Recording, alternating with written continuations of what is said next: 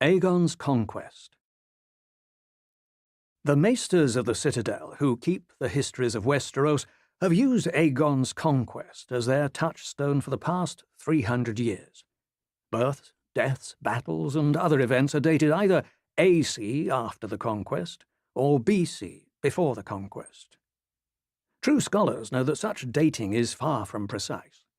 Aegon Targaryen's conquest of the Seven Kingdoms did not take place in a single day.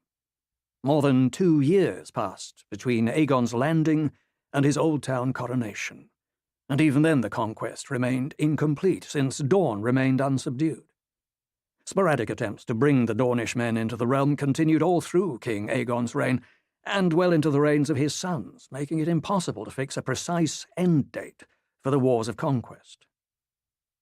Even the start date is a matter of some misconception. Many assume, wrongly, that the reign of King Aegon I Targaryen began on the day he landed at the mouth of the Blackwater Rush, beneath the 3 hills where the city of King's Landing would eventually stand. Not so. The day of Aegon's landing was celebrated by the king and his descendants, but the conqueror actually dated the start of his reign from the day he was crowned and anointed in the starry sept of Old Town by the High Septon of the Faith.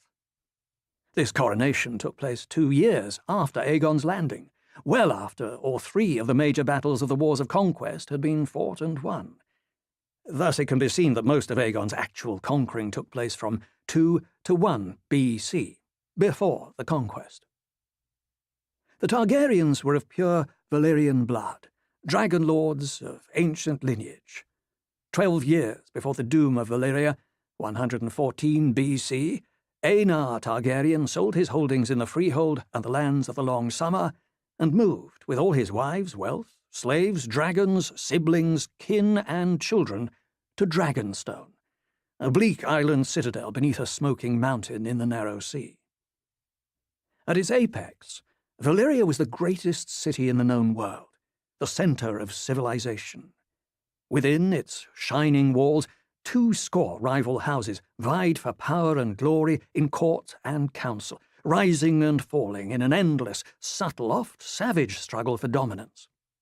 The Targaryens were far from the most powerful of the Dragon Lords, and their rivals saw their flight to Dragonstone as an act of surrender, as cowardice. But Lord Aenar's maiden daughter, Daenys, known forever afterward as Daenys the Dreamer, had foreseen the destruction of Valyria by fire. And when the doom came, 12 years later, the Targaryens were the only Dragon Lords to survive. Dragonstone had been the westernmost outpost of Valyrian power for 2 centuries. Its location athwart the gullet gave its lords a stranglehold on Blackwater Bay, and enabled both the Targaryens and their close allies, the Valerians of Driftmark, a lesser house of Valyrian descent, to fill their coffers off the passing trade. Valerian ships, along with those of another allied Valyrian house, the Celtigars of Claw Isle, dominated the middle reaches of the narrow sea, whilst the Targaryens ruled the skies with their dragons. Yet even so, for the best part of 100 years after the doom of Valyria, and the rightly named Century of Blood, House Targaryen looked east, not west, and took little interest in the affairs of Westeros. Gaemon Targaryen, brother and husband to Daenys the Dreamer, followed Aenar the Exile as Lord of Dragonstone and became known as Gaemon the Glorious. Gaemon's son Aegon and his daughter Aelena ruled together after his death. After them, the lordship passed to their son Maegor, his brother Aerys, and Aerys's sons Aelix, Balon, and Daemon. The last of the 3 brothers was Daemon, whose son Aerion then succeeded to Dragonstone. The Aegon, who would be known to history as Aegon the Conqueror and Aegon the Dragon, was born on Dragonstone in 27 BC. He was the only son and second child of Aerion, Lord of Dragonstone, and Lady Valena of House Valerian, herself half Targaryen on her mother's side. Aegon had 2 true-born siblings, an elder sister, Visenya, and a younger sister, Rhaenys. It had long been the custom amongst the Dragon Lords of Valyria to wed brother to sister, to keep the bloodlines pure, but Aegon took both his sisters to bride.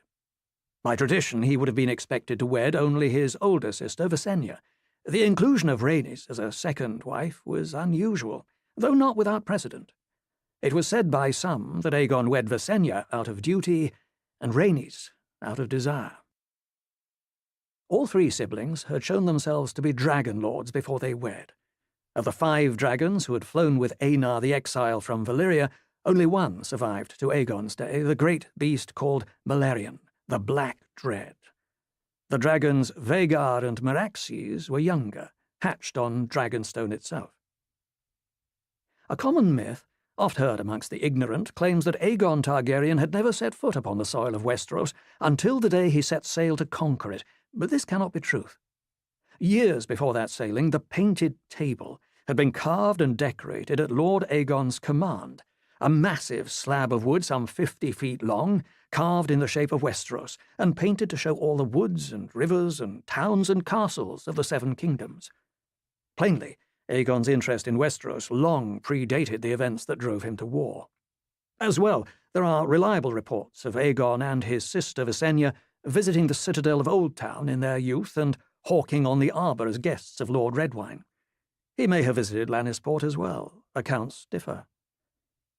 The Westeros of Aegon's youth was divided into 7 quarrelsome kingdoms, and there was hardly a time when 2 or 3 of these kingdoms were not at war with one another. The vast, cold, stony north was ruled by the Starks of Winterfell. In the deserts of Dorne, the Martell princes held sway. The gold-rich Westerlands were ruled by the Lannisters of Casterly Rock, the fertile Reach by the Gardeners of Highgarden. The Vale, the Fingers, and the Mountains of the Moon belonged to House Arryn. But the most belligerent kings of Aegon's time were the 2 whose realms lay closest to Dragonstone, Harren the Black and Argilac the Arrogant. From their great citadel, Storm's End, the Storm Kings of House Durrandon had once ruled the eastern half of Westeros from Cape Wrath to the Bay of Crabs, but their powers had been dwindling for centuries. The kings of the Reach had nibbled at their domains from the west, the Dornish men harassed them from the south, and Harren the Black and his Iron Men had pushed them from the Trident and the lands north of the Blackwater Rush. King Argilac, last of the Durrandon, had arrested this decline for a time, turning back a Dornish invasion whilst still a boy, crossing the narrow sea to join the Great Alliance against the imperialist Tigers of Volantis, and slaying Ghast the 7th Gardener, King of the Reach, in the Battle of Summerfield 20 years later. But Argilac had grown older. His famous mane of black hair had gone grey, and his prowess at arms had faded. North of the Blackwater, the Riverlands were ruled by the bloody hand of Harren the Black of House Hoare, King of the Isles and the Rivers. Harren's iron-born grandsire, Harwin Hardhand, had taken the trident from Argilac's grandsire, Arrak, whose own forebears had thrown down the last of the River Kings centuries earlier. Harren's father had extended his domains east to Duskendale and Rosby. Harren himself had devoted most of his long reign, close on 40 years, to building a gigantic castle beside the God's Eye, but with Harrenhal at last nearing completion, the Ironborn would soon be free to seek fresh conquests.